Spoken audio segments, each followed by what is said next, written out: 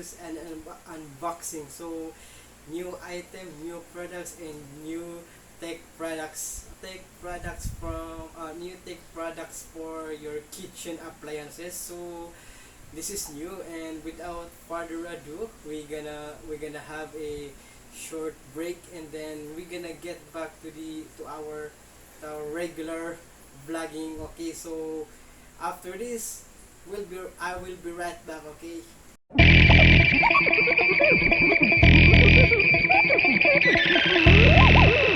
So here I am again. Okay, so today I'm gonna make a new unboxing in a short review. So this is new and this is new. So I buy this from an online shop. So okay,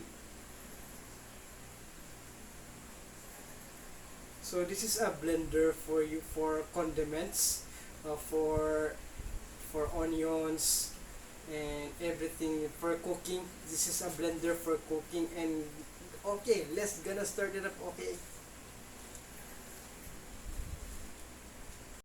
So here is new item for today, and we gonna unbox it now. So oops, let's unbox it and just gonna check it out. So it's full of box, and yes, it is on bubble wrap. And let's open this. Oh yes, look at that.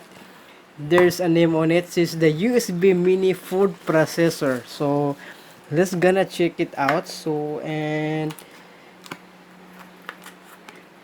let's gonna check what is inside of it. So here have a, what is this called, a micro USB cable for charging. So and there is also a manual. So you can see USB mini food processor manual. So switch, charge socket, motor base, splash guard, blades, and bowl. Flat, and it is also a washable. Okay, so let's step aside it first, and we gonna take it off. So here you go. This one you can carrots, red bell pepper. So there's a tomato also, and there's a cabbage or okay. And then using your mini food processor. So before first use, do plug and fully charge the unit, and the red light is on.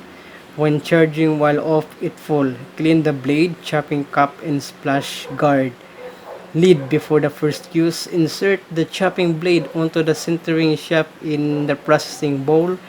Be careful when handling the sharp blades. Add food to be processed into the glass processing bowl below the max line, and then after then insert the lid onto the bowl. Then put the motor head on and zip to the lid on place. So where am I? So push the switch and start to process the good. The blades will be black if it's overloaded when start. Do reduce the amount of the food, then go on. So release the switch about 15 seconds after one cycle processing. Please continue to press and push the switch for another cycle if the food is not fine enough.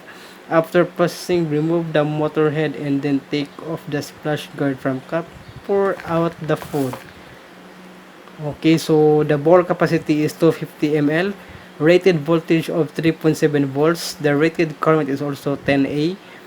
Charging voltage 5 volts and charging current 0.3A. So variety of colors: white, pink, blue, and green lake. So I choose the blue because there is a check on it. So let's check the item. So here it goes. So okay, oh nice, love this. So this is the so how to open this one. Okay, this is the blade. So be careful to open the blade. So like this one. So okay,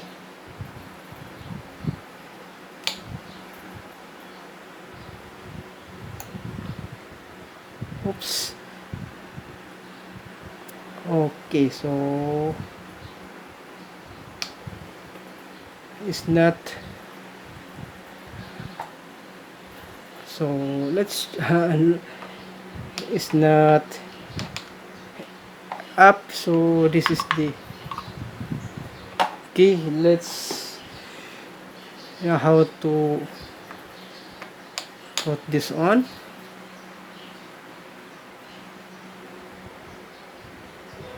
So I think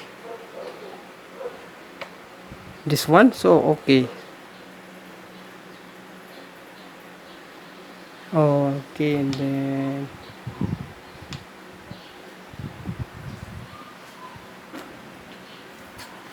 how to put the blade on. So in here, okay, and then the plastic,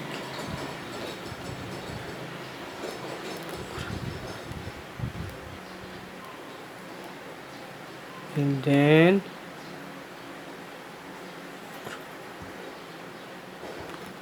okay, okay, I know exactly what it is. So this is the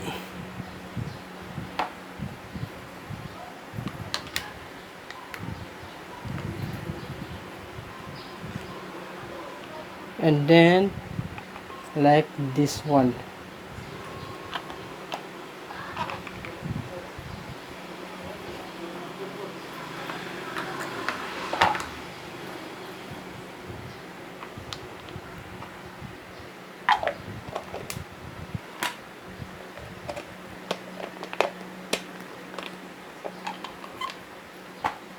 So I don't know how to use it, so I think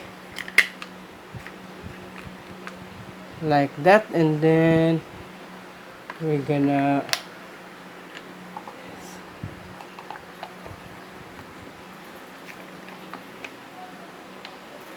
and then and like that one. Yes, okay, so we're gonna try some foods, uh, uh, foods or anything that can mix with it, okay. So in here we're gonna try to slice some tomatoes,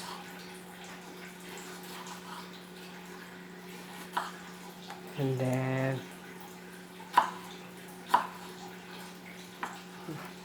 we're gonna slice it into pieces.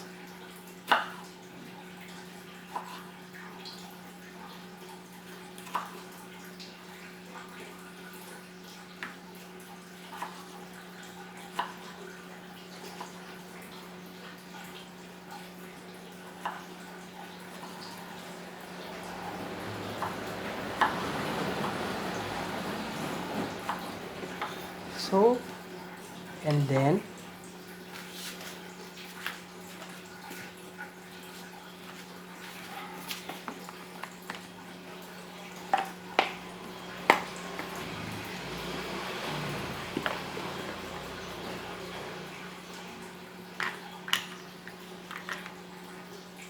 we're gonna put this on here.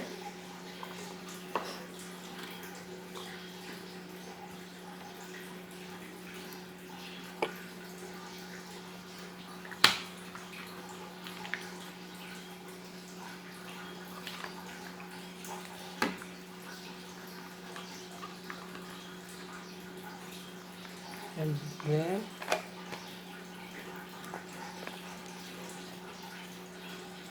and so this is also in here, so like this one.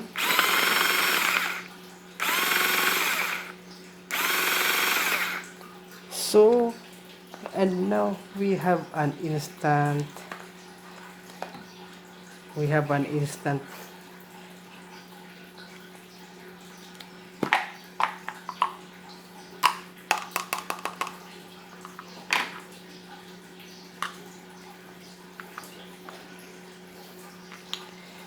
now an instant tomato rip from this little blender mixer for food. So here, and I'm gonna try to eat it. Feels good. Nice, okay. And after it, we're gonna after using, so we have to wash it. So after rinse, so after it, let's wipe it with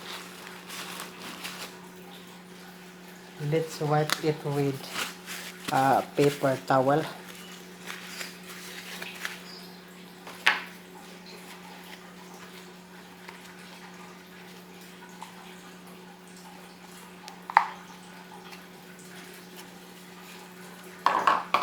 And this one, be careful of wiping the blade because it is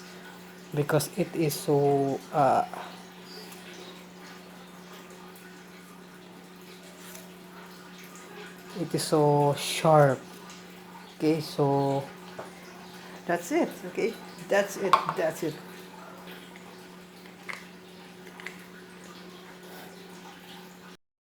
And so and I hope you like it. So there is a short review and a quick demo how to use it. So, and I hope you enjoy watching, guys. So thank you so much for watching, and please subscribe to my channel if you already subscribed.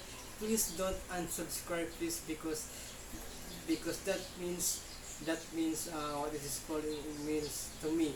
So what that it's so important to me. So that you will know how it works, my vlogs. So, and I am I am willing and happy to make a vlogs for you guys, my subscribers. And my subscribers is increasing more and sometimes decreasing. So there's one subscribers that unsubscribe to my channel. Please subscribe again, because I will give more tech products and reviews and unboxing, EDC, travel, any products that will fit in my channel. And this is it. So thank you so much for watching, and I hope you enjoy. Please subscribe and also like my video. Okay,